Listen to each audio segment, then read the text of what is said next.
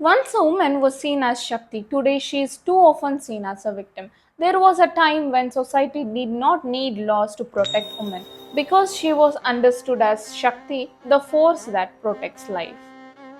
And this understanding was not just a belief, it was lived and it was practiced. You may have heard Vasant Navratri.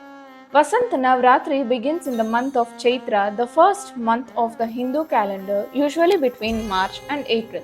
This year it began on March 19th. It is a time when nature comes alive, flowers bloom, and life renews itself, and everything seems beautiful on the outside. This is also a sensitive period where imbalance can arise, where restlessness and uncertainty begin to grow within. This state is described as Yamadamstra, the teeth of death, a period where life becomes vulnerable if not guided properly. That is why these 9 days are dedicated to Ma Devi to restore the balance within, to remove inner disturbance, and to guide life away from disorder towards clarity and stability. Ma Parvati's birth fall on Astami, followed by Lord Rama's birth on Navami.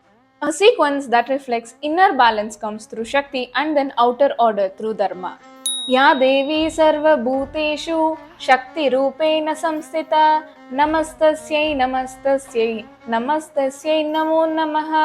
This reminds us that Shakti exists in all beings. But today, even with laws in place, society continues to struggle as violence against women and children keeps rising.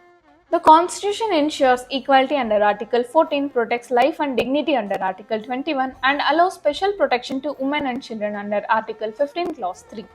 But understand this clearly, law is not creating respect, it is only protecting women when that respect is broken. Earlier, women were never victims, women have always been Shakti. So, the real question is, do we continue to depend on law as a response to the harm or focus on restoring the respect that prevents it in the first place?